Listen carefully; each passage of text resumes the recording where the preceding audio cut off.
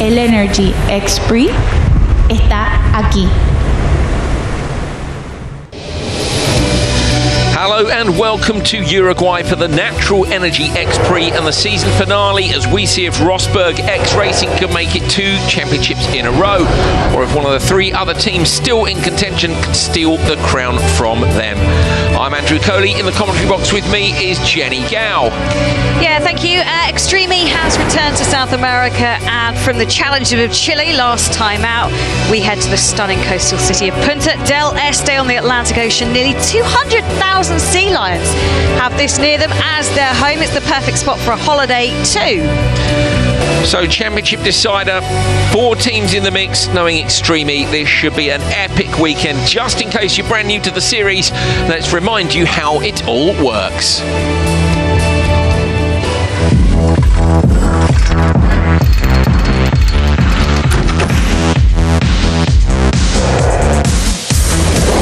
Extreme is a fully electric off-road championship racing on the most challenging terrains across the globe. 10 world-class teams, each fielding 1 male and 1 female driver in gender-equal lineups.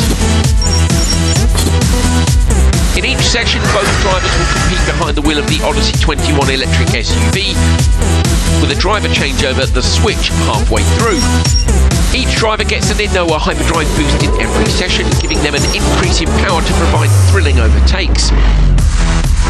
There are also bonus points available for the fastest team through the Continental Traction Challenge section of the course over the weekend. Day 1 is qualifying, with a round of time trials followed by a round of head-to-head races. This decides how teams line up for Day 2's racing. Day 2 sees high-speed knockout racing with the goal of reaching the final. First up are the 2 semi-finals, where the top 2 teams progress from each. Then it's the last chance to progress in the winner-takes-all crazy race.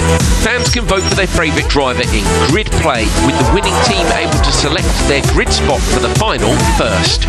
The 5-car main event sees the teams battle it out to be crowned X3 winner and bag 25 championship points. The team with the most points after 5 races will be crowned Extreme E champions.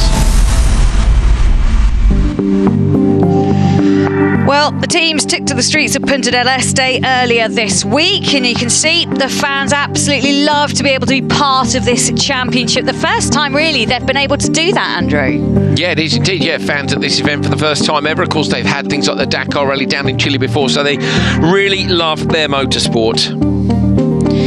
And I tell you what, it's the championship decider as well. RXR go into this as clear favourites with a 17-point lead over their nearest rivals, X44. But it's all up for grabs this weekend. Let's remind you of what's happened so far with qualifying earlier on today.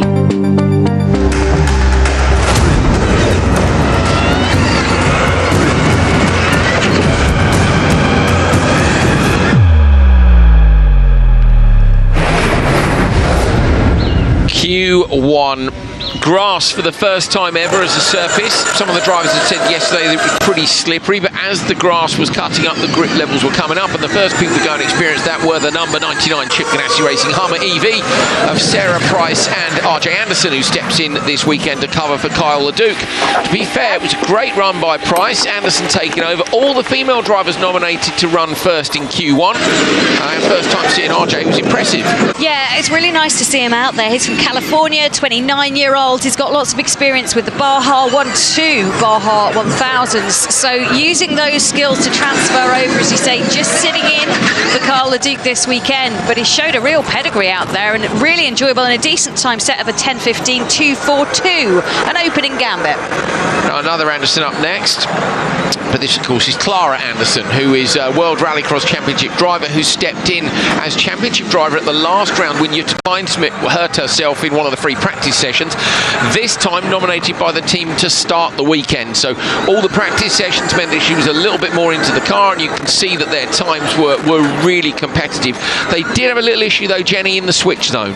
Yeah, it was unfortunate, really. You can just see here they've parked a little bit outside of the marked bay area, which meant they got an extra 5 seconds added on to their time. So frustration for them, but they were going really well, and if it hadn't have been for that parking infringement, they may well have been topping the timesheet. I like that parking infringement. It's always, you imagine some sort of a warden down there. Well, basically, that's what the stewards were, yeah, and they gave them this penalty. Without it, as you can see, they were 5 seconds up as they crossed the line, but then given the penalty, and that dropped them to 0.21 behind. So super close at the top, but the drama was only just beginning. Oh, yes, we like to do things big here. This is Hedda Hossas in JBXC alongside Fraser McConnell for the first time this weekend. She was out there, and you can see she was going great guns in that Jenson Button team. However, it starts to go wrong here, takes to the side, over the top she goes, little barrel roll, and unfortunately that was game over for Hedda Hossas. We spoke to her afterwards, she was all right, but unfortunately for them it means that Fraser McConnell didn't get a chance to go out and they couldn't set a time. Yeah, here it was that she just ran up the left-hand side of that bank, and if you watch some of the other drivers closely later, you have to just miss the slight rise that's on the inside, up on two wheels bicycling, and over it goes. Now, she wasn't the only one. This is Michaela Arlen-Kotlinski, crucially championship leader, saved this, and that is an incredible save, let me tell you. Put the lock in the right direction, gunned the throttle, got the car back. Unfortunately, later on in the run, the car gets a little bit too sideways on the exit of the corner. Here it is, rear kicks up, she stays in the throttle, boom.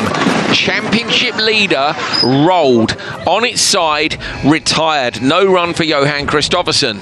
Yeah, that could be really costly for them. They do have this 7-point lead. You can just see the car getting out of shape. Flips over, nasty landing. Doesn't look like it's significant damage to the chassis or anything like that, so they should be able to get out again for the second part of qualifying. But you can just see she almost manages to correct it, but can't quite save it in the end. And for Arlen Kotlinski, who is all right, we believe, it wasn't the perfect ending.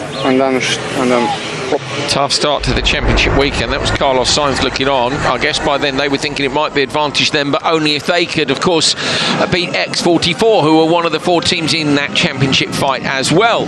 Gutierrez out there setting blistering times, particularly in the Continental Traction Challenge. She was the fastest female driver through there. And Jenny, all went wrong again. It did. A beautiful cartwheel. Just have a look at that. Such a violent impact for Gutierrez, and you had to feel for her. The team looking on, obviously really disappointed. They were the closest to RXR coming into this weekend with a 17-point gap to the championship leaders. They'll be hoping for much better form as they continue through this weekend.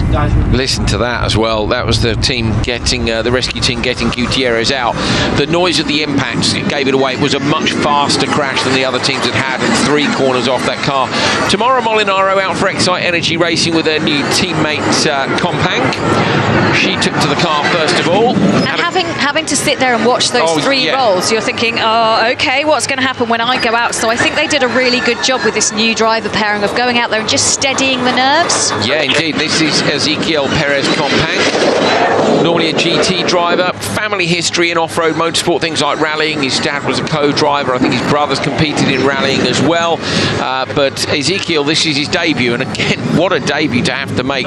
They were some 15 seconds back, but by now I think we were seeing teams go, you know what, if we're going to make it through this session, we need to take a different approach. Plus, of course, his relative inexperience on these surfaces. Molly Taylor, plenty of experience. Yeah, absolutely. She's back in the championship now, pairing up alongside Kevin Hansen. This is a new driver pairing for the Veloce team, who are testing out for next year. They're both on long-term contracts now, and both driving brilliantly out there. And you can just see Molly was delighted with her first run, and then Kevin went out there and absolutely blitzed it. Brilliant driving. He was caning it on the second lap. He really was pushing hard. We've been talking about risk management. Certainly Excite Energy, the previous team, had looked like they were not taking too many risks. Kevin was taking all the risks. As you can see there, a huge handful of opposite lock, but with it, the fastest time. Only by half a second, very close at the top. Could this be Veloce's first ever qualifying session win?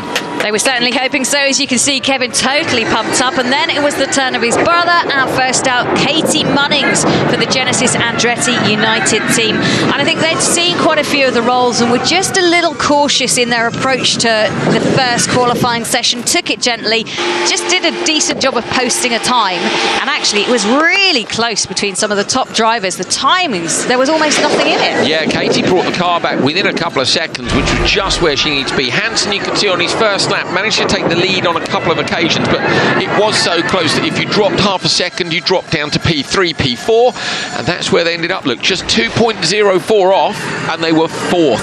Very, very tight at the top.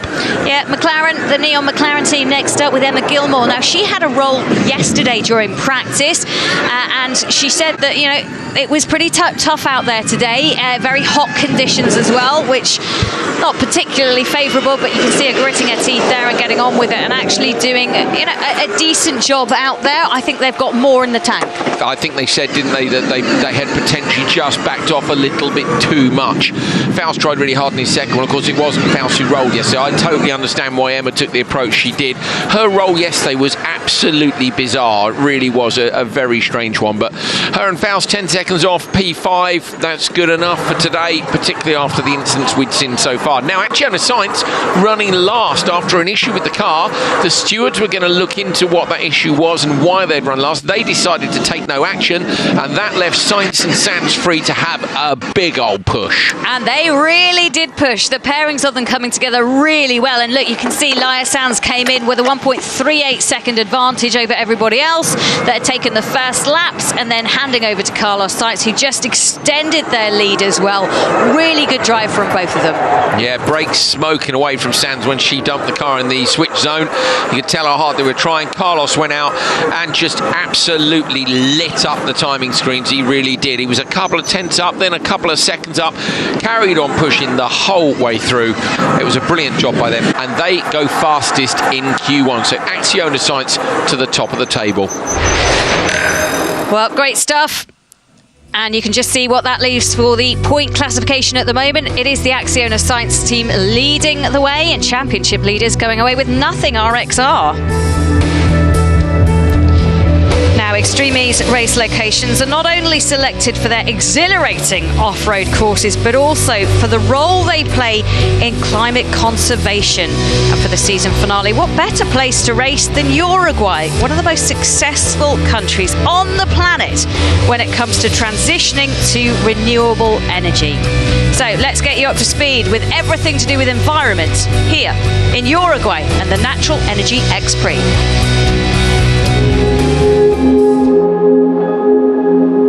Renewable energies are the energy that you can replenish. It's something that you can use and you can keep using as long as you need. It's different from something that is linear, like let's say fossil fuels that you extract, you use, and then at some point it's going to end.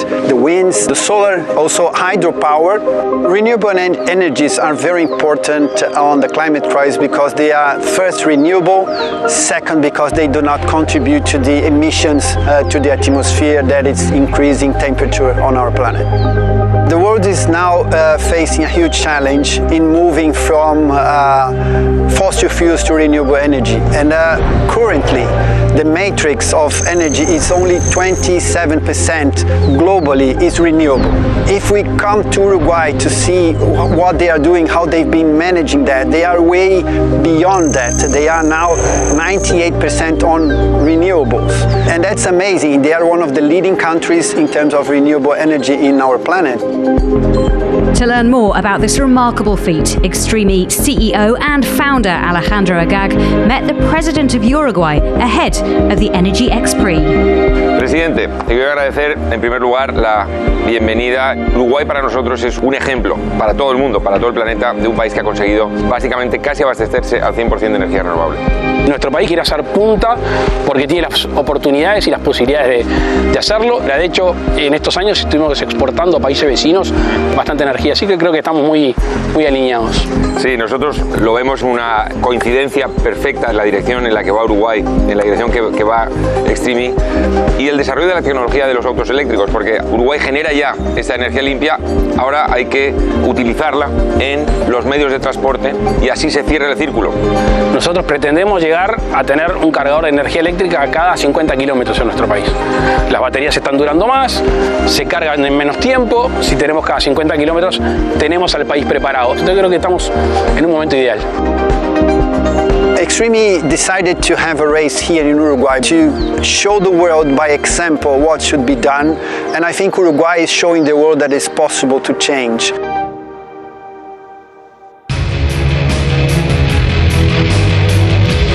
let's take a look at the championship standings. Your leaders at the moment on 83 points. Rosberg, X Racing, closely followed by X44 Vida Carbon Racing on 66 points. Both of who rolled in Q1. Of course, the winners of Q1, Acciona Sainz, and right up there on the timesheets as well, GMC Hummer EV Chip Ganassi Racing P3. At the moment, they hold the fastest time for the Continental Traction Challenge as well, which could give them extra 5 points, putting them level on points with Acciona Sainz. There's so much at stake this weekend. It's set up really, really well for this championship decider. Yeah, can hardly wait to do live maths tomorrow as we try and figure out just how close this is. It's our favourite thing. Oh, brilliant stuff so far. Now, with us, as always, is Laura Winter, and she is down in the paddock. Well, I've wormed my way into another garage and I'm in the Genesis Andretti United 10. I'm joined by Timmy Hansen.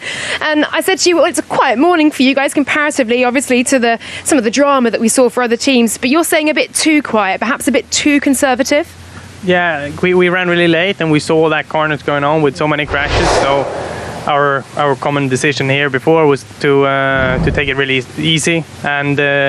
And then, yeah, both me and Katie came in and kind of said, like, yeah, okay, we drove through, but there was nothing special. And then seeing the timing that we were only 2.5 seconds off to be P1 and we were actually P5, and then that's kind of frustrating. It felt like, could have just, gone a little bit faster. But anyway, I think we have great pace. The car is really good. So it will be nice to get into racing now. They probably watered the track. So my prediction is we see maybe less of those rolls. But yeah, it will be a full send now and trying to make back some ground that we lost in Q1.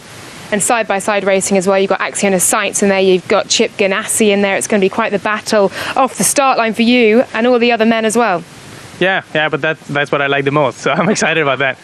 Oh, good stuff. You may like it. I'll sit there nervously watching, hoping for no drama. Thank you, Timmy. Best of luck to you, Katie, as well. Good luck, guys. Enjoy. Right, let's head down then. As I just mentioned, number 99, Hummer EV Chip Ganassi Racing are also lining up in that first race. So we're going to head down now, and as if by magic, one of their drivers is just here waiting for me, and it is RJ, new kid on the block.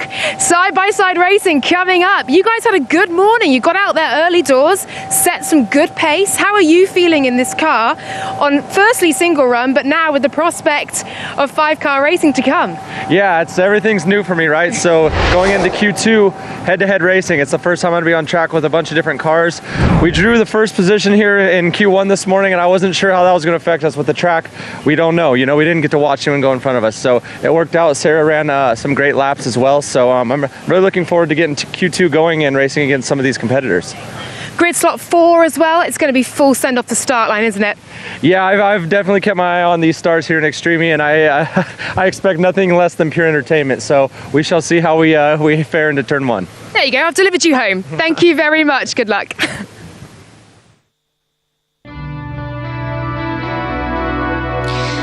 Well, plenty of great driving talent up and down the paddock. So let's delve into one of them a little bit more and get to know all about Leia Sanz. She made the transition from 2 to 4 wheels and is going great guns.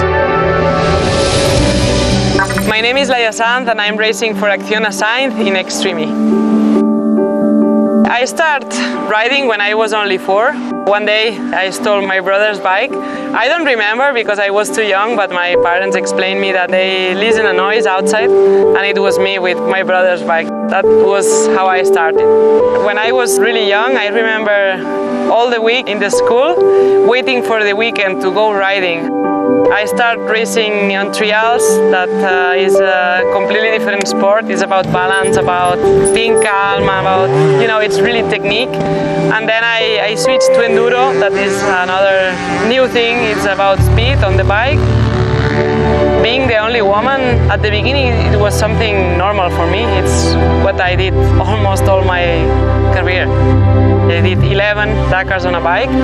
One of the best was finishing Dakar on 9th position overall. That it was something amazing, unbelievable, and I got the best result in Dakar for a female. I feel really proud about that because more than winning championships, it's super cool to see how I help the new generations. Now it's normal to see so many girls doing trials in Spain, and I think somehow I helped to that. My start in Extreme was thanks to Carlos Sainz. One day, I received his call And I was so surprised because Carlos in Spain and in all the world is a legend, and you can imagine how excited I was receiving his call, asking me if I would be interested in racing with him. When I started on trials, I would never imagine being racing cars with Carlos Sainz, you know, that I went to see him in the rallies. So you can imagine my answer was yes. I was, I think, the only driver here in Extreme that I had no experience on 4 wheels, so he believed that I could be better. Jumping from 2 wheels to 4 wheels is not easy. The kind of racing is not what I'm used to. Here you need to adapt so quick. Fighting with other cars is something that I never did before. Sometimes it's a bit scary, you know. We have in one side Loeb, in the other side Hansen, but now I'm feeling competitive. I'm helping the team and I feel really proud with it. I always like to be out of my comfort zone. I feel really blessed because my hobby and my passion is also my job. But of course, on cars, I'm just starting. I feel that I've been always a warrior and I'm proud of that. And I think if you really fight for something, you can achieve big things.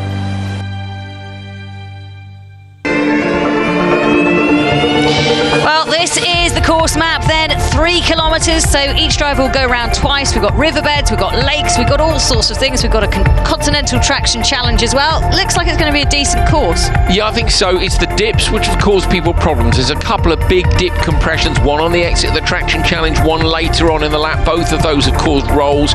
You're seeing the drivers now trying to get straight on those exits. What we're not sure about is how much pace there is in that continental traction challenge, and we did hear Timmy Hansen earlier on saying they'd wet the track down. Now that would be for dust. If they've done that, that could affect the time in that section as well. But I think all's still to play for. There is a chance if they damped it down, it could be a bit tackier. Depends how wet it is. Fastest time through there so far has been a 41.227 set by Kevin Hansen. So that's one of the times we need to look out for. If anyone goes better than that, we'll get a real good gauge, shouldn't we? Yeah, and interestingly, Acciona Sainz got within 0.25 because remember, it's both drivers' times added up together, and they were the last people out on track. So at the minute, it looked like the pace was in there at the end of the session. So yeah, can they wrestle those 5 points away or not?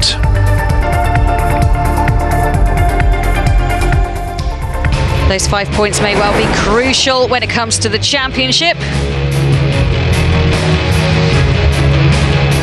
Let's see, Punta Del Este awaits. So this is where we are after Q1. The drivers lining up into their heat races, of course, for Q2. 5 in each of those races. Race 1 of Q2 is coming up fast and furious, and of course it's 5-car racing. Now we've just shown you the wreckage of the X44 car. Not much work being done on that, quite a lot of work being done just down there. So talk me through what's happening with the car for this one. Yeah, we have damage in the chassis, so we need to use the championship car. It's quite new for everyone, so the guys from X44 are working very hard to take the car in time. We'll see what happens because we never drove this car, so it's going to be crazy when we start, but it's like this.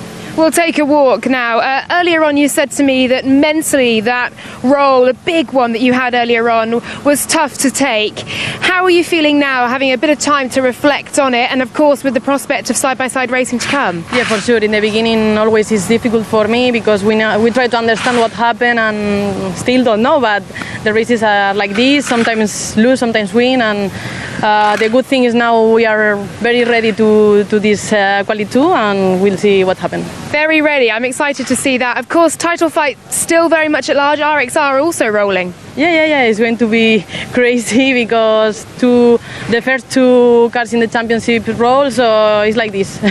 We'll see what happens. Thank you very much to you, Christina. I'll let you head back. Thank you. Well, as Christina just said to you, that's the highs and lows of sport, the highs and lows of motorsport. And indeed, for X44, for RXR, it's been a difficult morning so far. Both Michaela Arlen-Kotelinski and Christina Gutierrez rolling the car. They're down the pecking order. But it's been a good morning indeed for Acciona Sainz, who stormed to the top of the qualifying run this morning. A brilliant time set by them. And I can now join Laia Sanz, who's waiting for me here. Laia, a great morning for you guys. Well, title rivals fell a little by the wayside. You must be looking ahead to side-by-side racing with some anticipation. Yeah, I think it was a good morning. Of course, after all what happened, we were really careful, and I think at the end we did a great job.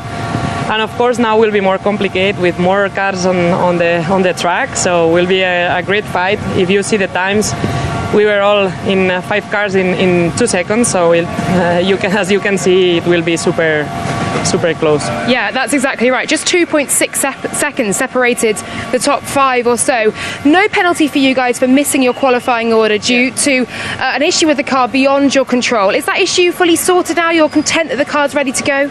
We hope he's fixed it. It was not our fault, so luckily at the end is no consequences for that. And yeah, we'll see. Hopefully, is everything ready, and we can do a good quali too to be on a good semi-final tomorrow. Single runs so far. We're now about to see side-by-side racing. What are you expecting from this course? I hope no crashes and to do a good job with no big mistakes. Then I think if we do that, we will have a good result.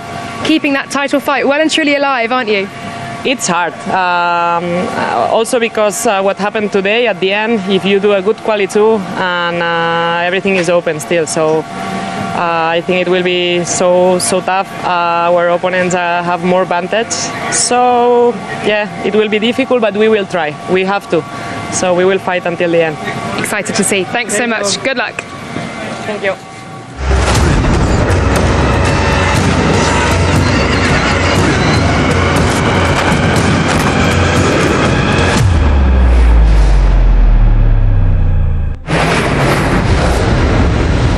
So you've heard from the drivers and you know what to expect. Let's go down to the Vodafone Business Command Centre and we can speak to Sarah Price, who's down there for the GMC Chip Ganassi Racing team. Sarah, how are you doing? You good? Good. How are you guys? Yeah, we're very well, thank you. Excited, though, to see what's going to happen. How are you getting on with your partner in crime this weekend? Because you've got RJ in with you, deputising for Carl Leduc. You two getting on well? Oh yeah, we've been friends for a long time, and so it's been pretty easy, teaming up and kind of just showing him the ropes of all this works, because it's a whole different form of racing, as you guys know. It gets crazy really fast, so he's been learning as fast as he possibly can. Well, you showed him the ropes pretty well this morning. You guys were P3 in Q1, and you're actually currently fastest in the Continental Traction Challenge, which would close that gap down in the championship. You must be pretty happy with your morning. Yeah, definitely. We just wanted to go out there, be smart, and try to just keep building on a good foundation. And yeah, every person that went out, we were like, did they get the Continental Challenge? We hope not. And then we're just praying that no one did. And so, it worked out in our favor, and hopefully we stay there. Good job. Well done. Good luck this weekend, Sarah. Nice to speak to you. You can feel the nerves and the tension already. It's great. Yeah, have a good run in Q2. Thank you, guys. Oh, I found out earlier, by the way, it's Turkey Buzzard. Was there we go. Same lady who told us about the other bird. We've been bird spotting. Yeah. If you haven't joined us for Q1, you missed out. That's all I'm saying. Let's go down to the command centre. Attention all teams, this is race control. Stand by for the start of the Energy X Prix.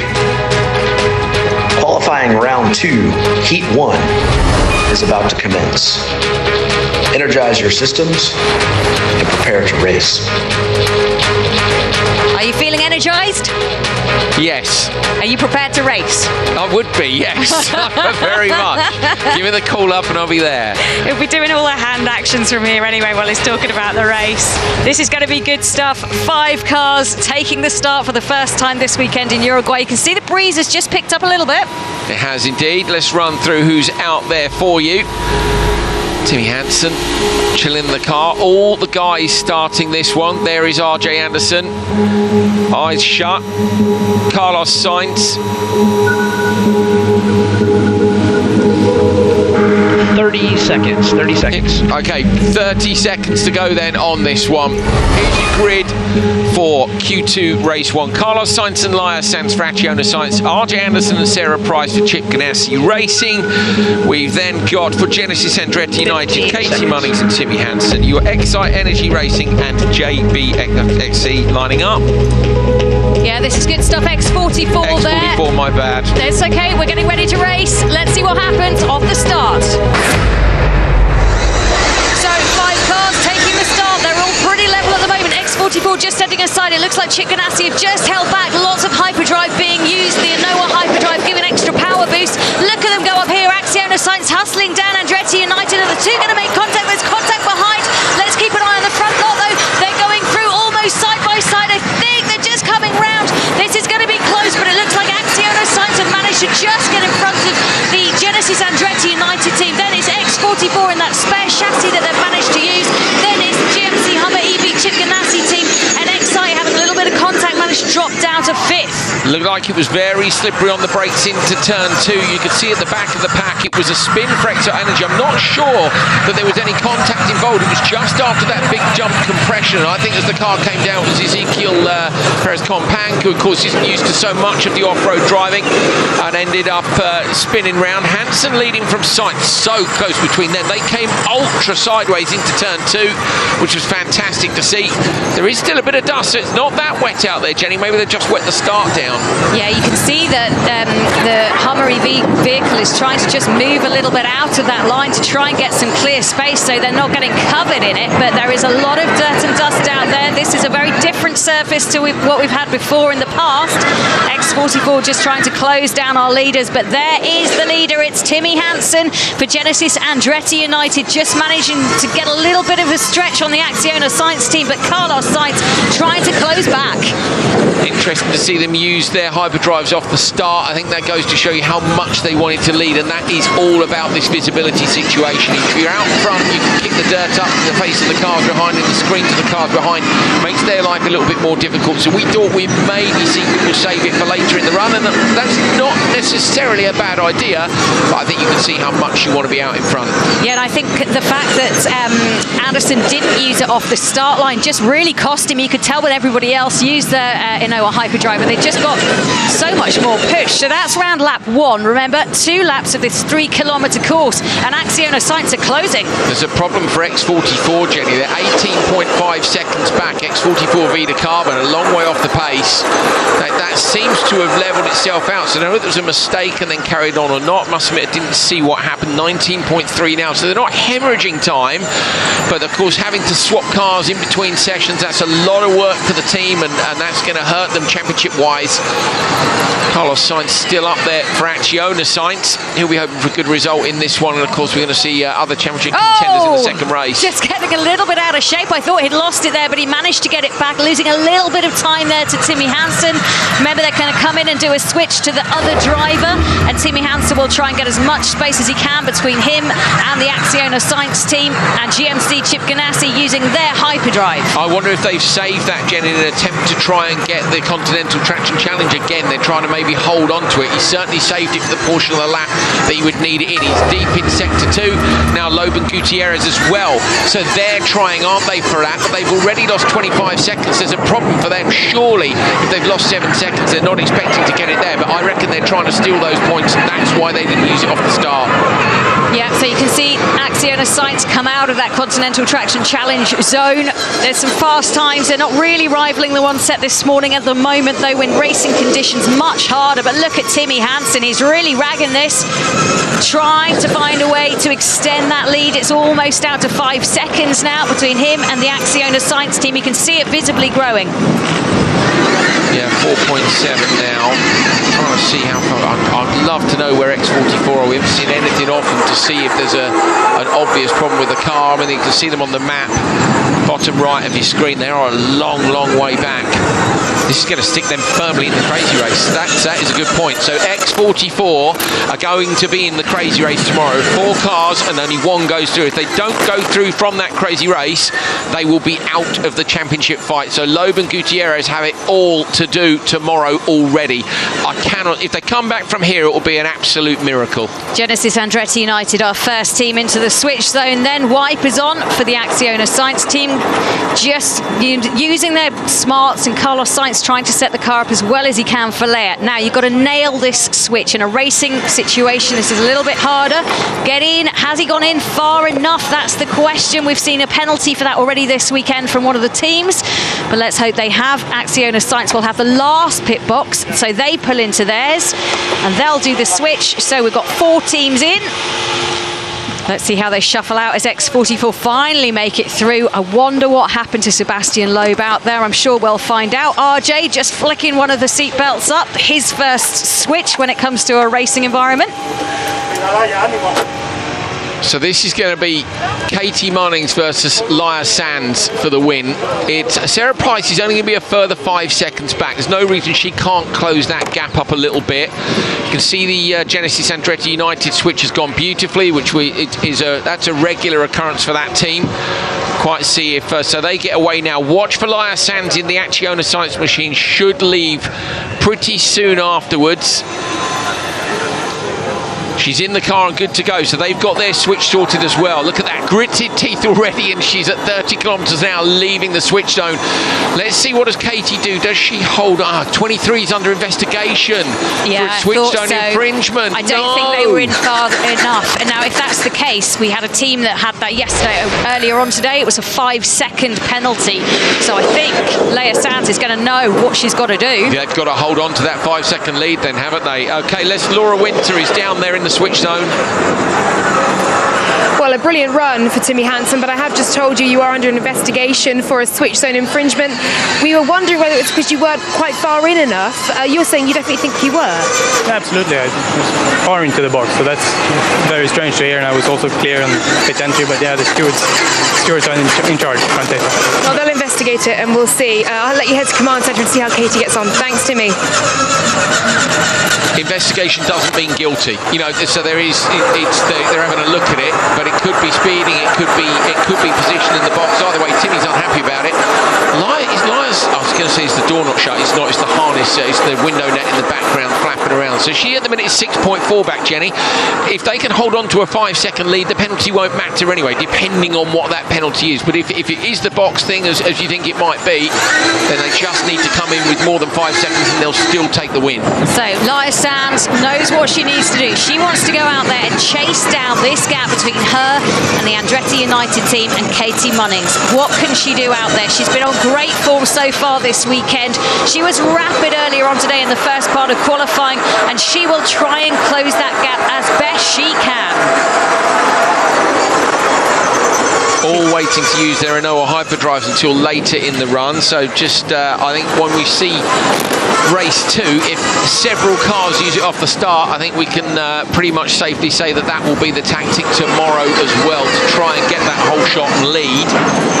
Look at Sands moving the car around. Her confidence is so much higher in her driving than it was last year. Munnings with nice rotation in flag 20. The gap is now 5.7. Laia Sanz has closed it down by a few tenths of a second. She'll have to do more than that if she wants a chance of trying to go through as the top qualifier this weekend. 5-second penalty confirmed for Genesis Andretti United. So the gap is 5.7.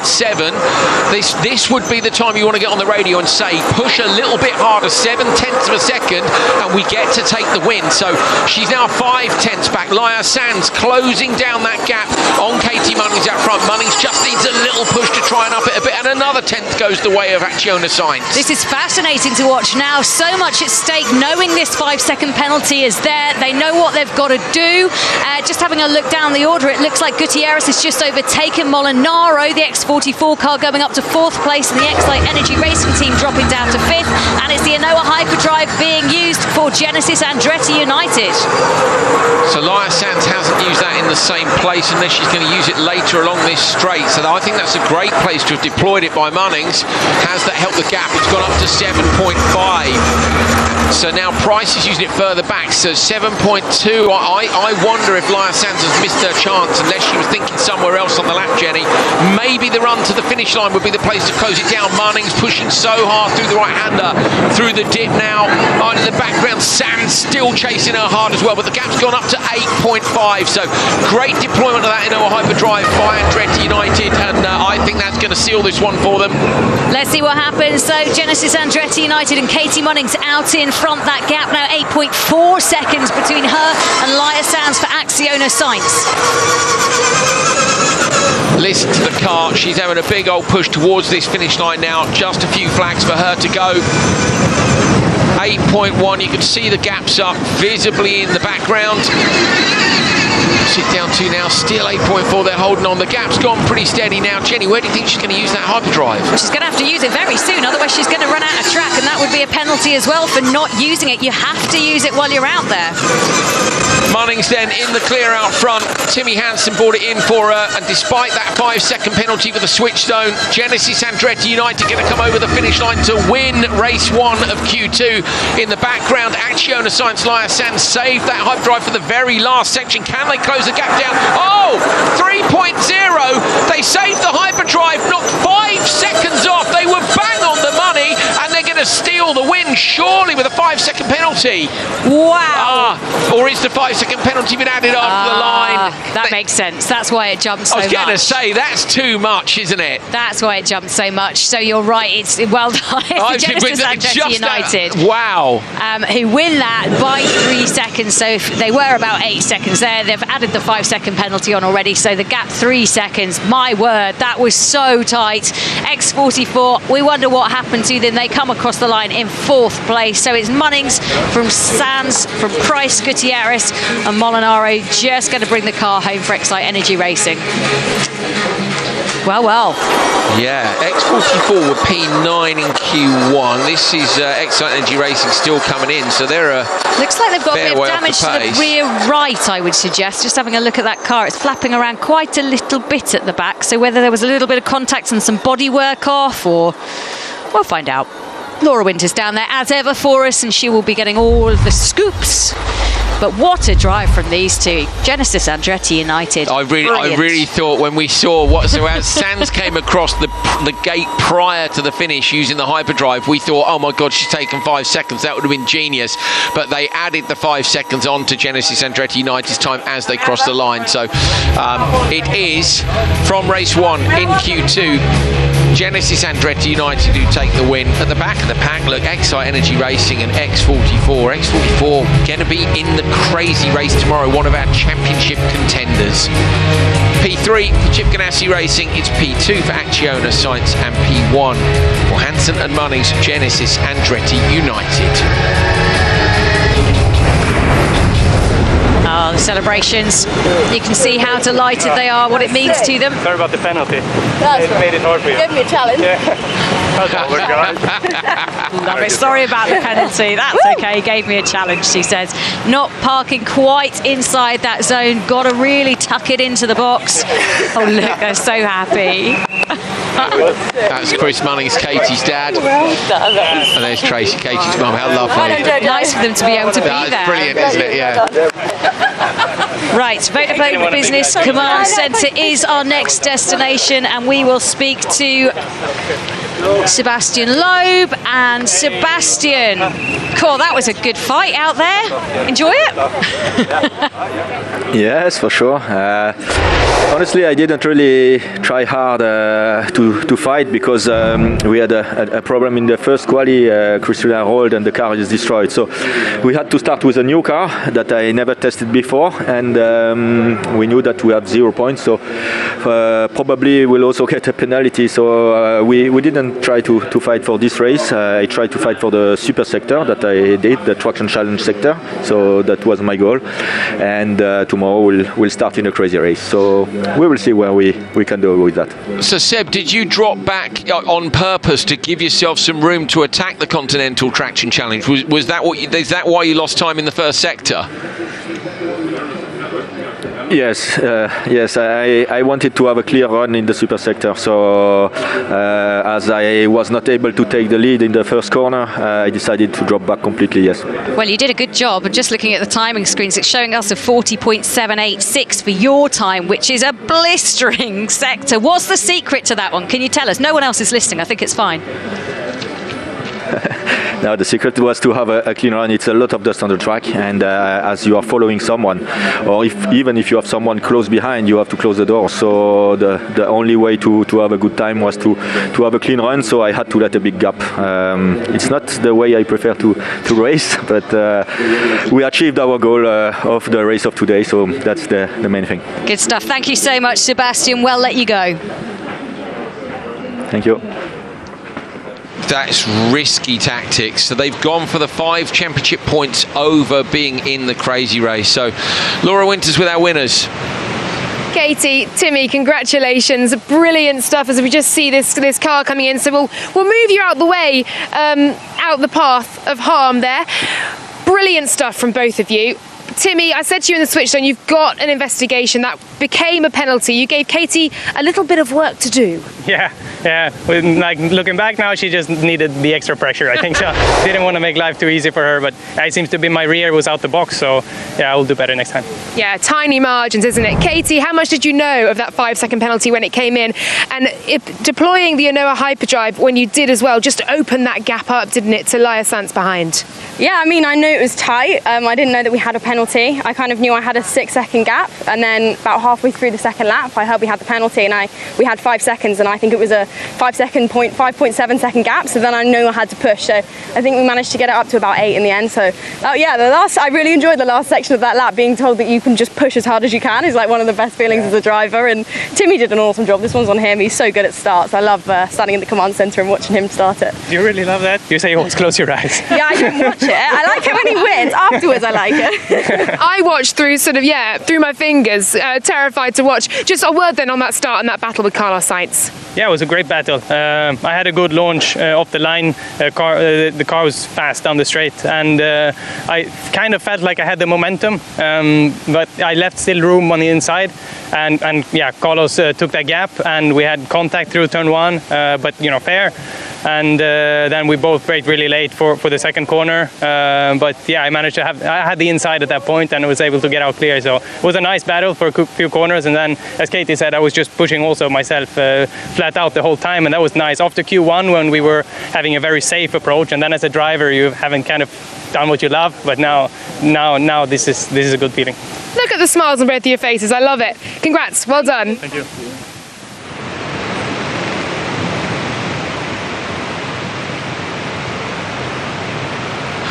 Well, really interesting tactics from X44 in this first Q2 race. They drop back, so off the start line, look, they're in slot number 4 on the outside line here. At this point, I guess they may be thinking, let's see where we come out. I think, watch Ezekiel look spins on his own. At this point, I think Lowe will be thinking, right, okay, have I got a clear track or not, Jenny? He dropped back, but he has destroyed that sector. He's absolutely nailed it on, in the knowledge that Gutierrez had already done that before she rolled the car in the previous section. What fascinates me is that they're willing to give up a position, potentially not be in the crazy race, to take those 5 points. They think that's more important, but they've gambled big time on getting that result tomorrow. Yeah, he was half a second quicker than anybody else had gone through that. It was an absolutely brilliant show, but a very brave one, as you can see there. X44 dropping back. We thought it was a problem. No, it was a strategy. On the other side of things, out in front, it was Andretti United. Out in front, Timmy Hansen setting things up. Katie Munnings would take over, and right behind him it was Carlos Sainz. He just got a little bit out of shape at that point, but he did a stellar drive out there, and it was almost enough for him. Just pulling back on that. You can see the mud and the Anoa hyperdrive being deployed, and that set them up really nicely. It was a good battle actually between these two, really fun to watch. Interesting to hear, wasn't it? We said, didn't we, you'd get on the radio and you'd say, this was where you spotted straight away, didn't you, that it wasn't far enough in. So they are being really strict on that now, certainly more strict than they've been before. Just the rear end of the car poking out, and Katie had that lead at about 5.5, 4.5. It was tight, and then she got the radio call and she stuck another 3 seconds on it straight away. So I think they're driving with a little bit held back, and a great performance from them. That would mean they've been very strong in pretty much every session. They said themselves they backed off too much in Q1.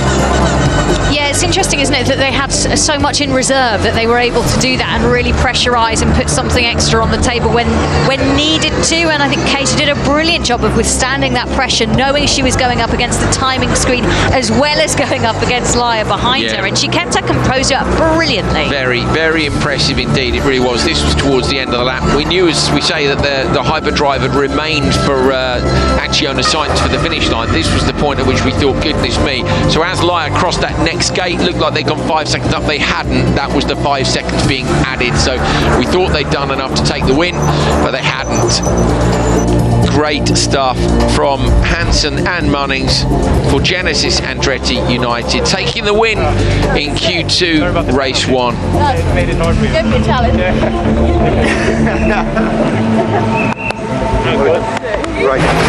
Well, wherever we go racing, we race with a purpose and a reason, and one of the things we're really keen to do is change the way a paddock operates. And you can see all of these little icons celebrate the different things being done around the track to make a difference. For example, for season 2, our Continental tyres have been redesigned to include sustainable materials like silica from rice husk ash, alongside polyester yarn, which is made from recycled PET bottles. There's around 60 bottles in each tyre. Light, durable and strong. Extreme E leaves a lasting environmental legacy wherever the championship races, and Uruguay is absolutely no exception. Joining me now is Francisco Oliveira of the Extreme E Science Committee and an Amazon specialist as well. Tell me, what are the problems affecting us here in South America? Yeah, one of the largest problems, as you said, I'm an Amazon specialist, and the Amazon deforestation is something that is not affecting the Amazon rainforest, because all the moisture that you have in the Amazon region come all the way down in South America, helping the agricultural. If you lose that moisture coming down, the agriculture is going to be in a bad situation. They are going to lose productivity on the fields that we have in the rest of South America. Another thing is the sea rise level, because lots of people live along the coast in Brazil, in Uruguay, and Argentina. All of us are living in the coastal area. So that's very important to combat climate change. Otherwise, some cities are going to be underwater. And the legacy project that Extreme E have as well in the Amazon is really important too. Yes, the legacy project that we are supporting in the Amazon, we found a partner, the Nature Conservancy, and we are tackling different things. We are tackling restoring some areas that were degraded, bringing income for the local communities, and that's really great, and alleviating poverty for these people, because we have lots of people in the Amazon region that live below poverty level. And you mentioned sea levels, that's crucial here in terms of the issues affecting Uruguay as well. Yes, I think Uruguay has some very coastal cities, like where we are, Punta del Este and Montevideo, and some other cities. Most of the people are living on the coast, and if the sea level continue to rise, there will be a problem for all of these cities that are along the coast. But Uruguay are doing something about it. They are global leaders in terms of renewable sources of electricity, an average daily of 98%. Transport is their next big challenge. Yeah. And you can see here the fossil fuels. Just talk us through what we're looking at here. Yeah, we have 70% of carbon emissions that Uruguay has now come from the transportation. So that's the big challenge, the second big challenge, because they done really well with the first one, which is to bring 98% of electricity coming from renewables. The next challenge is the transportation, and that's where the electrification of cars and what Extreme E does in terms of pushing the boundaries on how we can electrify the fleet that they have here in transportation in a way that they can start removing carbon emissions from the transportation going down here. So at some point their emissions is going to be really low. It's vitally important, isn't it? And Extreme E, obviously, with its electric fleet of vehicles here, will play a huge part in the solution. Thank you very much to you, Francisco. Such important work here in Punta Del Este. Well, more important work to do now in race 2 of Q2. Are we going to see similar fortunes for RXR as we saw for X44? Let's take a look at the runners and riders. We have Veloce going up against RXR, Apt Cupra, Neon McLaren and JBXE. Those are the 5 teams taking part in Heat 2 qualifying 2. Race 2 is fast approaching in qualifying 2, and I'm going to take a walk with Kevin Hansen. Now, talk me through grid slot 5. Of course, a brilliant qualifying session from you guys this morning. Sees you P2 heading into this one, and both you and Acciona Science in your respective races have chosen that grid slot. Why that one? Well, if you look at the rallycross race, we have 5 cars abreast, and we need to have a really, clever way to get into turn 1 first. So I think on the right side we have a good chance of having the inside for for waypoint 3. I was actually speaking to Carlos down there, and we both agreed, let's go for this one. So it was quite funny. That's the only time you can share a bit between, you know, the team. So no, that was fun, and I think that's the best spot. So hopefully we get a good launch and a good start. Obviously, we've seen single car runs so far, but side-by-side racing on a course that we know has already bitten a few teams. You're smiling. We're all nervous, though. How are you feeling about this one? I feel great. You know, this is the best part of the weekend, the racing, and the car is just feeling fantastic. And I have so great support in the team. Molly and I are working great together. So, you know, it's just, you know, so far all good. But we're just one race into 4 races this weekend, and hopefully we can put it together this afternoon, get a good qualifying position for the races on tomorrow for the crazy and the semi-finals and the finals. So, you know, we're really exciting and feeling really good with the Veloce racing. Quite the baptism of fire for Molly to come back in and see 3 cars before her roll. Is she feeling good? She's feeling really good, and she has not driven for many months. So, I mean, she was a bit rusty in the beginning, but I think we can see the true Molly Taylor. She's the champion of year 1, so she will get there, and I'm really happy to have her alongside me. Oh, and there's so much energy coming from you guys together. You were so pumped after that quali and so close to getting your first win there. So close. We'll see what happens in this race. Thank you very much, Kevin. Thank you. Best of luck. Thanks so much. As I say, very, very close to getting their first qualifying win, but not quite. I'm now going to head into the RXR garage, and I'm going to join, if I can, somewhere around here. I'll find him. Johan Kristoffersson, who is in the depths of the garage.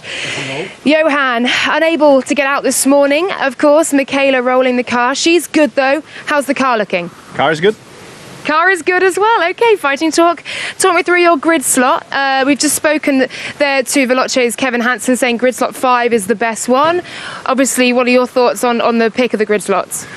So we got to choose second last, so there was only 2 options left. I think I had 4 and 1 to choose off, and I choose 4. So, but first start is always difficult to anticipate which one is the best, because you can visually look, but it's always difficult. And also, I have to say that, like in Extreme E, I had my thoughts sometimes that this one would definitely be prioritized to choose if I could, but I've been wrong many times, and this time I didn't have the opportunity to choose so many, so let's see. We shall see. 28 points separating you guys, RXR and Chip Ganassi. 4 teams in this title mix, just 2.6 seconds, as I said earlier, separating the top 5 cars. It's going to be tight out there, isn't it? And this title fight is alive still for you guys, with X44 also coming a cropper. Yeah, with all the points handed out in the final, it's going to be alive until the checker flag. So we will see. We'll try to do our best, but it's going to be tight. But it's still a long way to go, and I think times are extremely tight as anticipated. But at the same time, now it's a bit different with the heat by heat racing. Well, I think RXR are very much getting ready for this one, aren't they? Best of luck to you, Johan. Thank you very much. Thank you.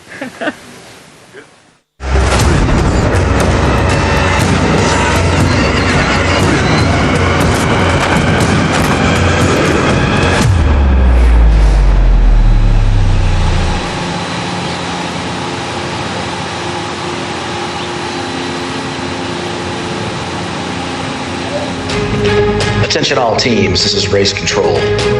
Stand by for the start of the Energy X Prix. Qualifying round 2, heat 2, is about to commence. Energize your systems and prepare to race. Well, they are preparing to race. 5 teams here, and they all have a lot to prove. RXR are championship leaders, looking to gain a little momentum from this weekend so far. They had that big roll, as did JBXC earlier on today. So they'll be looking just to settle the nerves and get into things. And it's all the male drivers who will be going first. They could choose, but they've all gone for the same choice. So just taking a look at this grid then. Kevin Hansen, Molly Taylor choosing to go into slot number 5. They got the first pick. Next to them, RXR. Then it's the App Cupra team in the middle. Tanner Faust and Emma Gilmore for the Neon McLaren team. And then to the far right, Fraser McConnell, getting his first real shot in the car this weekend properly, alongside Hedo Hossas. And we'll see how our newbie will do. Exciting times out there. And I think Fraser McConnell will perform pretty well. 24-year-old from Jamaica. Exciting to see what he can do.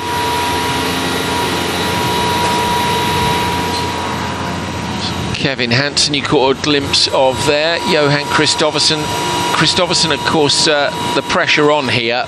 He can take the pressure massively, but if they end up in the crazy race with X44, that race could, in theory, decide the championship, because only one of the teams will go through, and they will be desperate, I think, not to end up in there. They will be aware of the 5 championship points, but I think now you gamble the other way. You know X44 have got those. You're both going to have to nail it on without traffic to steal it from them. I think you've got to guarantee your place in the semi-final, not in the crazy race. I think it's such a bold tactic, really fascinating. We've got some real clever thinkers within this paddock, and they're able to look at the bigger picture, and you've got Loeb and the team down at X44 who go, okay, our priority right now is getting those extra 5 points. We'll worry about getting through to the finals after that, and it's how everybody else now reacts to that and makes their decisions based on it. A reminder, Inoa Hyperdrive, once a session, each driver will activate it. It'll give them a 4-second boost, and we've seen how important it is when it comes to deployment. Get it in the right place, maybe off the start, and you could be leading into the all-important turn 1. Could indeed. We saw several teams use that Inoa Hyperdrive off the start line. Who's going to do it this time?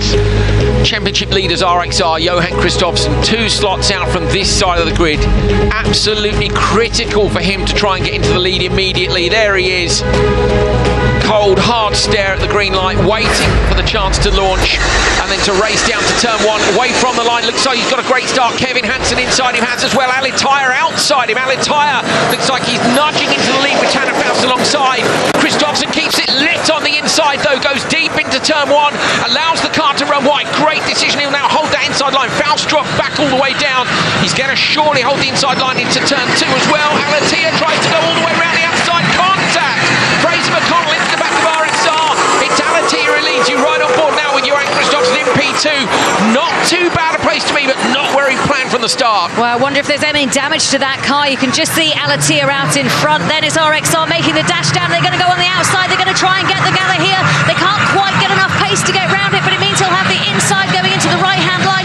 Who's going to come out of this, Alitair or Kristoffersson? It's Kristoffersson that leads the way, but the switchback is on, and Alitair wants to go for the inside. Fraser McConnell all over this in his first race out there. There's a little bodywork damage, but my word, 3 into 1 here going left. McConnell's maybe going to get past Alitair as well here. The Draken lining up alongside, can't quite get their launches it hard out of there though into the right hander. Note as well that JBXC, the only team that still have their Inoa Hyperdrive left, blasting through the dirt, absolutely zero visibility. Kevin Hansen up the inside of Fraser McConnell, absolutely tons of passing. We were asking if you could pass on this course, and the answer is an emphatic yes. And now McConnell uses his Inoa Hyperdrive, trying to close down the lead, straight into the back. What is going on? That is Alitair pushing Kristoffersson around. That's a ludicrous move. Carnage. Kevin Hansen moves up into the lead. Absolute carnage. Oh, could he not see? The only thing I can think of is he was blindsided and couldn't see where he was driving. Otherwise, you don't go straight at the back of someone. We'll have to wait for the onboards, but it's given Veloce the place. It looks like JBXC's all over the back, and what can RXR do? They've just overtaken the McLaren team, who have also had contact. They've got damage to their car as well, but Kristoffersson is holding it together. He must be furious in that car. They know they need to progress through into this. Their concentration is going to have to focus. Absolutely wrecked the back of that car. He will be livid, but you can see he's absolutely calm right now as he tries to do it out front. Yeah, under investigation, I should say so. I'm afraid that's only going one way in my opinion. On board now with Tanner Faust in the 58, trying to pass the wrecked rear end of the RXR. They could well end up in the crazy race as a result of that contact, but remember, all the female drivers yet to go, another 2 laps yet to go. Kevin Hansen leads from Matt Cupra in P3. It's Fraser McConnell super close behind in the JBXC machine, and they're not that far back, Jenny. Michaela Arlen-Kotlinski's got a job on her hands here, but for me, she's got to go for it now. Okay, so this is where the cars have to get smarter, the drivers have to get start. Incident involving car number 6 and 58 also under investigation. That's Rosberg X Racing and the Neon McLaren team. So I don't know what happened there. We'll hopefully get a replay, but they can only take one mechanic and their driver into that switch zone, and I'm pretty sure there's quite a few of those cars that will need a little bit of cosmetic help, maybe ripping off a little bit of bodywork here and there to try and make it a better, more efficient car going forward. But at the moment, it's Hansen who's leading the way for Veloce, a new team lineup this weekend, and my word, it's working for them. But Fraser McConnell all over the back of Alitair, trying to find a way round for JBXC. Yeah, McConnell's doing a brilliant job here. Remember, of course, they also rolled in Q1. Off comes the front hood, the clamshell shell comes off the App Cooper machine. That, of course, is the one that was used to ram raid Kristoffersson. There's no investigation there for me. Unless the throttle's stuck open, Jenny, I cannot understand what happened there. Kevin Hansen, meanwhile, I can understand he's doing what his brother was doing in the previous run, and they're coming in the lead. So Veloce Racing, fantastic performance. Not a lot of bodywork left to rip off most of these cars. I was going to say, that solved one problem for them. Fraser McConnell putting all the pressure on Alatia, goes through the inside. Can he squeeze him through? He's going to try and take the inside line. I don't know if he clipped that flag, but he's going to push all the way in. He's going to have to hammer on the brakes when they get to the switch. So tell you what, there's only one car undamaged out there, and it's the Hansen car. Veloce at the moment has no damage. Everybody else has got tons of it. McConnell's doing a great job here of selling his skills for next year, isn't he? Absolutely piling the pressure onto Alatia. Saved that hyperdrive for later on in the lap. Wasn't quite enough to close down the gap as he wanted. Now they brake hard and come into the switch zone. I feel sorry for Laura Winter. I don't know who she goes to talk to. I really don't. Okay, let's take another look back at what happened. Kristoffersson comes in. He must be seething. Here he is. He's out front. In comes Alatia behind. So at this point, so now Alatia's gaining over the bump, but it's here. Okay, maybe the bump, maybe I've been unfair as he comes over the bump, but still piles into the back, turns the championship leaders around. Does Kristoffersson get back in around that flag? He does. Here it is again, Jenny. Look at this. So he's going for the move on the outside, and maybe that bump shifts the whole car over to the right more than he was expecting, but it's a really strange move. I'd like to hear from him to find out what he says. And he may well say straight away, I made a mistake. And if he does, fair enough, I'll take it back. From the first angle we saw, which was that right-hand angle, it looked to me like he'd just driven straight through him. But unbelievable turn of events for our championship leaders this weekend. This is a proper roller coaster. Stewards are going to be very, very busy. So Molly Taylor, our reigning champion, she partnered with Kristoffersson last year for Rosberg X Racing. She's back after a break. She's in with Veloce with a new lineup, and she needs to go out there and hold Kevin Hansen's lead. Oh, JBXE on the merge there, coming out so close. That's as close as they were on the way in. They've both got their switch zones absolutely bang on. Veloce leaves, Molly Taylor leading.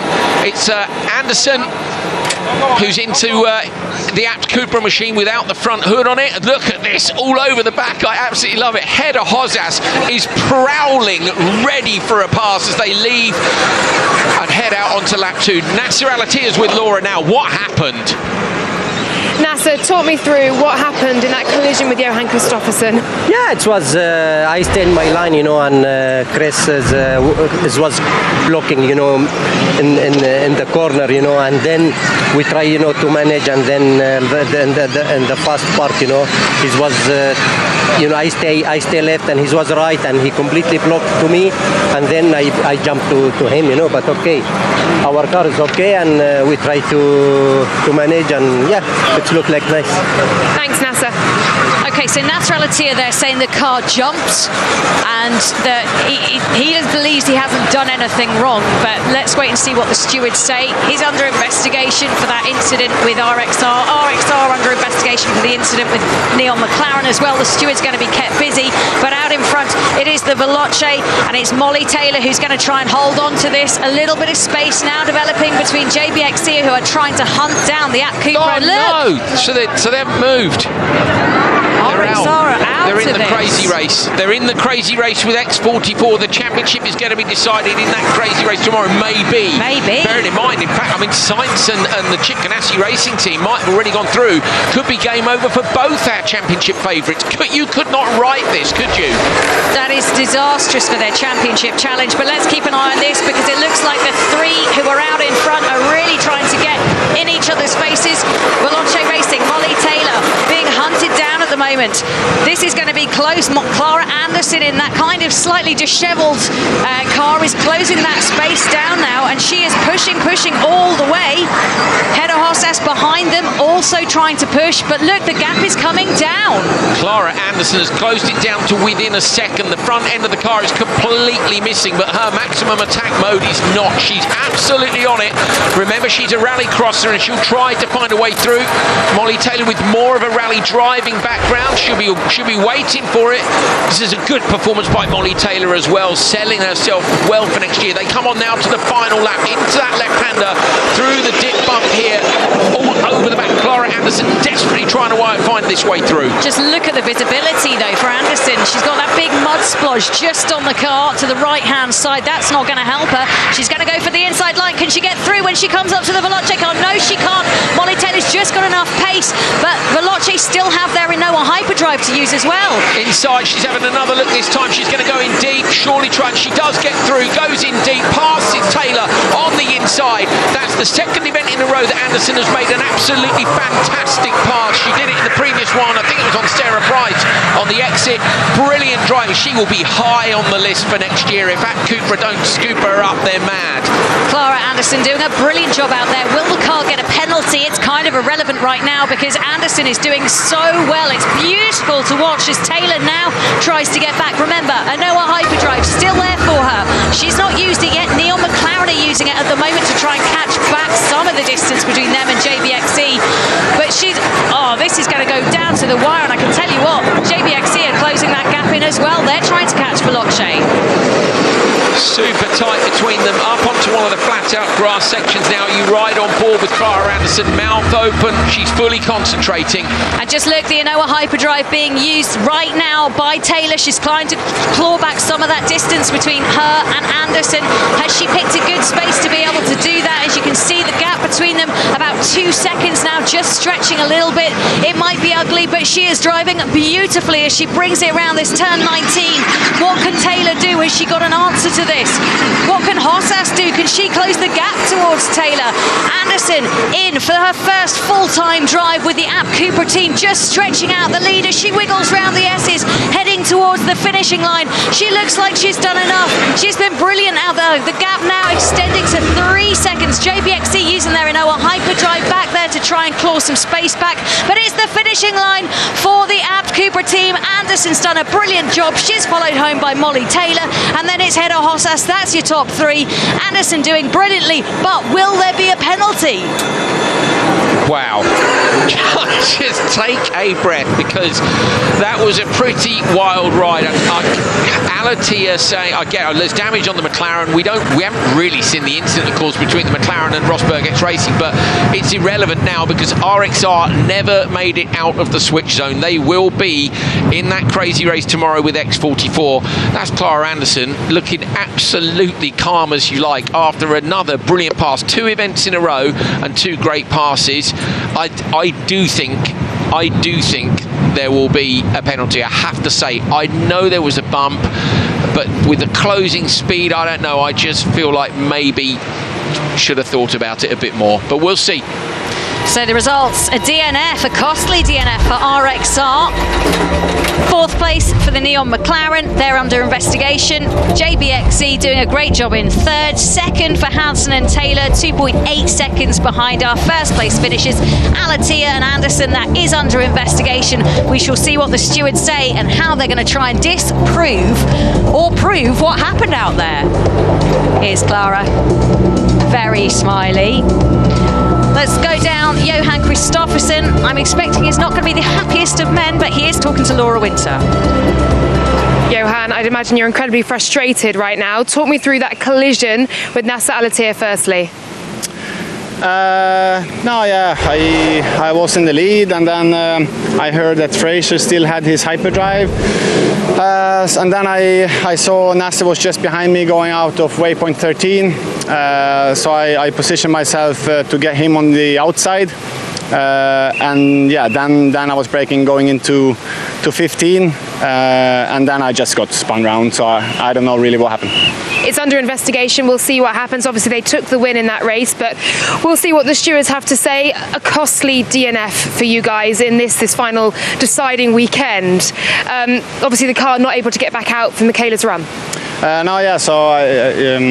It was some damage on the right rear already from the impact, but then it was driving, more or less fine, limping around for the second lap, and then as I just pulled into the switch bay, the car just shut down, so it just turned off itself. So and then we couldn't restart. All right, thank you, Johan. We're going to walk in and then we're going to just see if we can grab a quick chat with Michaela, if we can.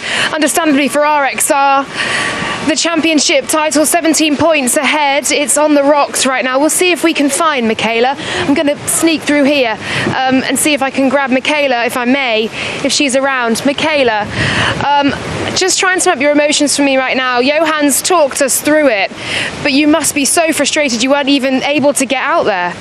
No, I mean, I just think, I mean, we will have to, or they will have to investigate the race directors, but for me it's pretty clear it's unfair driving. I think it's a shame. I mean, it could have been great racing, but yeah, we'll have to look into it and see everything. Yeah, it's been a tough day, that's for sure. Not where we wanted, but situation is what it is, and we'll just have to fight for a crazy race tomorrow. The championship very much on the rocks. You came here with a 17-point lead, and now, I mean, it's looking like the crazy race for you guys tomorrow, potentially. Yeah, it's for sure going to be a crazy race for us. And yeah, I mean, we had a bit of a margin, but we also knew that anything can happen in Extreme E, and yeah, it's been a tough day for us. But I mean, just working hard now, get the car together, and do everything we can tomorrow. All right, thank you very much for your time, Michaela. Thank you. Looking at that replay again from the side, Jenny, I understand why Nasser has hit the back. He's bounced at a funny angle. He's hit the back, yeah? But for me, it's the fact that after that, I think he stayed in the throttle. Because I don't see why Kristoffersson would be pushed all the way around if he'd lifted. And if he's shown on the data, which they'll be able to look at, to have stayed in the throttle after he's hit the back of him, then he's basically pushed a competitor around to pass. There you go, look. I might be wrong. I could be being horribly unfair. We, you know, as commentators, it's always hard. We're looking at some of the best drivers in the world. I'm sure sometimes you guys don't think, well, you can't talk, but we have to make a judgment based on what we can see. And I'm not. You see what I mean? Look at the impact speed, and then it just carries on and goes. Listen in. No, we're not hearing the car video. Here it is. I don't know. He's upset. It's so hard to judge. I'd hate to be a steward, but if he's shown to have stayed in the throttle, I think that will be the thing. Well, the thing with the stewards is they do have all of the information, all of the data there. Ality are there talking to the team. They're going through it as well, trying to work out what happened. She was quite slow then. Yeah. I was scared when you didn't say anything the last half an hour. I was like... That's great, isn't it? Wanted a bit of reassurance on the radio. I really like Clara Anderson's style. I reckon her phone's going to be pretty hot right now. Great overtake. Brilliant, but the second one, 2 passes in a row at 2 different events on 2 different surfaces, that's the racer in her. You know, she's won Rallycross championships in Sweden and has been a force, I think, to be reckoned with in the World Rallycross Championship this year. So I think they're going to investigate... now they're listening in as well, okay. Uh-oh, watch what you say. I think they're going to investigate this after the session, so we will find out what the upshot of this is, but let's go on board and see if there's any lift in this. Okay, so coming down now, Nasser gets this bad bump on the left. Look, he is trying for the left-hand side here. You can see he's clearly on the left. He's got more speed than Kristoffersson, then it does bump across. That is the point at which they will check if he stayed in the throttle. If he stayed in the throttle, I think they'll give him a penalty. If he hasn't, I don't think they will. And we can't judge that from here. Yeah, it's just a really unfortunate bounce the way it goes across. Now we're going to be watching them, watching us, listening to them. Well, Nasser's watching. If you can hear us, Nasser, did you stay in the throttle?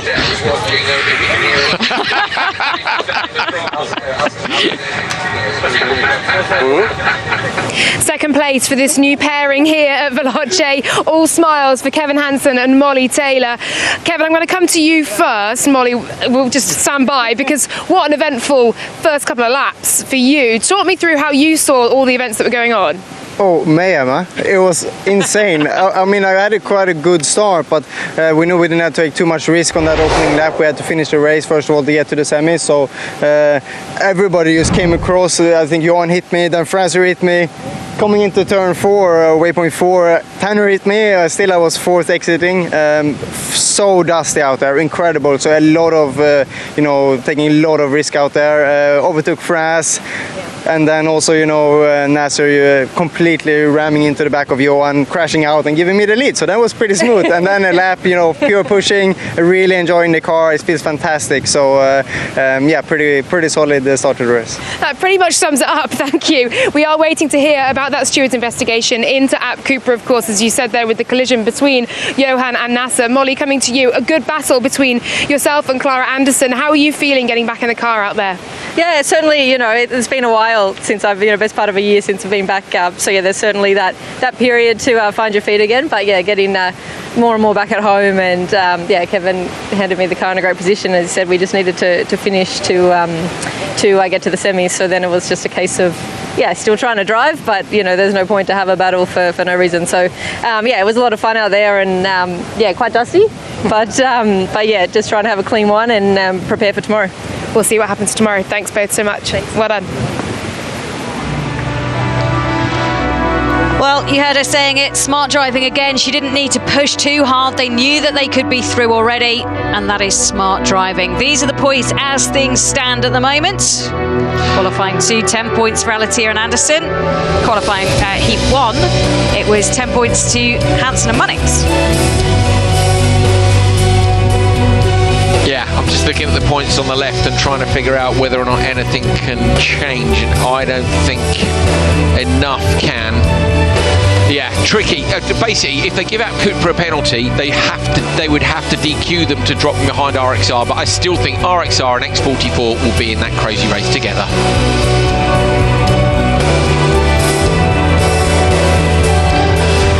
Well, let's look at the highlights, and it all kicked off really from the start. You can see all 5 cars squeezed together. It's JBXE right at the back, but then all of a sudden they find a little bit of pace, come through, and suddenly they're up into second place. Somehow Fraser McConnell, in his first time actually racing out there in his Stream E car, managed to find himself right in the mix of things. There's a little bit of collision.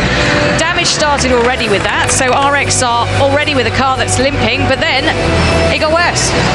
It did indeed. Fraser was actually looking, Jenny. He was P5 off the start, so I think he's lifted and gone underneath 2 cars in the right-hand kink, almost got himself up, so that may have been a tactic off the start line. Out front, though, the battle was pretty fascinating. A few messages coming in, people with various different thoughts. You know, can Alatia lift if the front wheels of the car are already up in the air? Now, I agree with that. If he's riding on the back wheels here, look, he's up, so if he lift, but of course the rear wheels are still on the ground, so if you're still driving through, it will still push through. There's an argument he's being pulled up onto the back of the car by the rear wheels of the RXR. It's actually tougher for the stewards than you imagine. Here we go. Does he lift? Does he lift? It's so hard to tell. Not one we're going to have to call, and I'm going to be honest with you, I don't think it's one the stewards are going to decide on before we go off air, so you might have to take a little look at social media later on today, but all you need to know is this has been probably one of the most action-packed, if not the most action-packed day ever in Extreme E, the day before we closed the championship out, and it's just been wild. And it looks so innocuous, this track. You were looking at it going, oh, a bit of grass, a bit of mud, but actually there are so many things waiting to trip up the drivers, and it's been fascinating to watch this kind of dueling out there that's taken place, the strategy that's gone into it as well.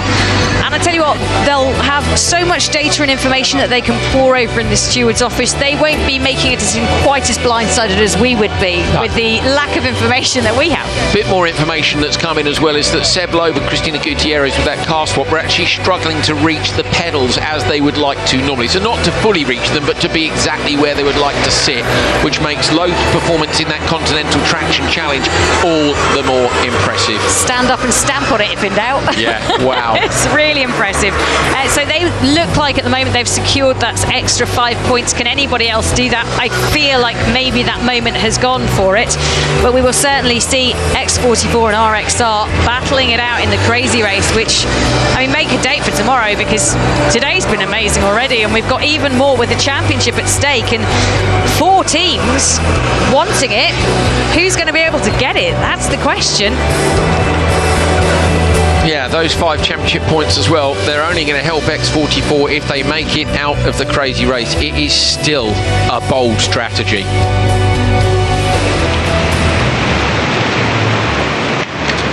Well, what a day here. Fraser McConnell has just had an action-packed race. Everyone had an action-packed race, but it's Fraser who's with Laura Winter right now. Fraser, unable to get out this morning after, of course, header rolled the car. But you made the most of that one, didn't you, out there? Talk me through those opening 2 laps, because it was a bun fight, wasn't it? No, it was really crazy. I thought I missed the start, but then engineer just told me everyone else used their hyperdrive, so that makes sense. Tucked in and used my rallycross knowledge to make up some positions right off the bat. And yeah, it was just kind of a dogfight for the rest of it, and trying to be as respectful to the other guys as I could, but still hard, clean racing. How much did you see of Nasser Al-Attiyah versus Johan Kristoffersen? Tanner Faust and Kevin Hansen were in the mix as well. I was kind of a dust cloud in front of me, and then I saw more dust and then a car spinning, so I just tried to stay out of the way.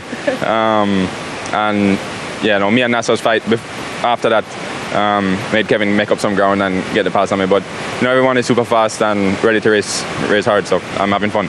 Yeah, we'll see what happens tomorrow. I think we're still sort of doing the maths, but you're thinking it may be crazy race for you guys after that roll this morning? I'm not sure. We haven't looked at the paper yet, but whichever race we get put in, it's going to be flat out. Oh, I love it. Fighting talk on your first weekend. Never in doubt, Fraser McConnell. Thank you very much for your time. Well done today. Good luck tomorrow.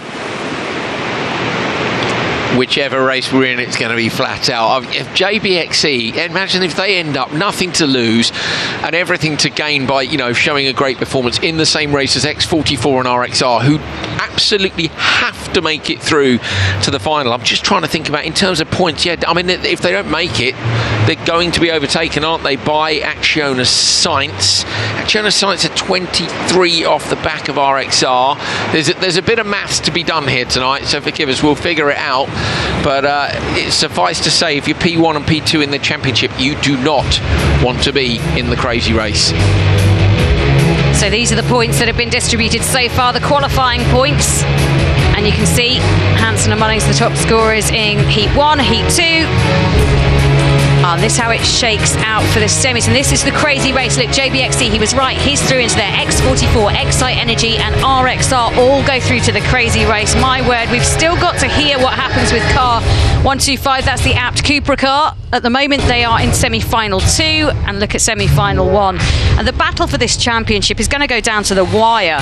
It's so close. 83 points for RXR, 66 for X44. But if you include the 5 points for the Continental Traction Challenge, the gap comes down to 12 between them and RXR. Behind them is Acciona Sainz on 60 points and Chip Ganassi Racing on 55. At the moment, I think they're all still in it. Am I right that Acciona Sainz and Chip Ganassi Racing were in the same semi-final? Were they both in semi-final 1? I didn't see it long enough. I think they were. Yes. Right, so our two championship contenders are in the crazy race. Only one will go through. The other 2 are in together in that first race. But crucially, we're just looking it up here frantically with photos that we've taken. And it is, but they're up against... Who's in there with them? So they've got Andretti United. It's Genesis Andretti United are so fast. They've qualified in that top position. They're so fast, but in with them are the other 2 championship contenders. I'd have to say that I think Hansen and Munnings look so strong that one of those championship contenders won't go through. It's too hard to tell. Exactly. Too hard. That is going to be so hot. exciting. It is so exciting. Semi-final 1, a lot of pressure going into that to try and get through. Crazy race, so much of that is going to be difficult, but all of this with an investigation into the Apt Cupra car, which could change things as well. You can see grid play at the moment, X44 leading the way with 25%, but Apt Cupra right behind them on 21%. We have had a smashing day, literally and metaphorically. I hope you've loved it as much as we have. Absolutely crazy. The crazy race is tomorrow, but really it was crazy enough today. Have a go on that QR code if you want to get involved in grid play for tomorrow. It's been an absolutely epic day of qualifying here at the final round of Extreme E 2022. We crown a champion tomorrow. Right now, it is absolutely wide open, so do not miss it.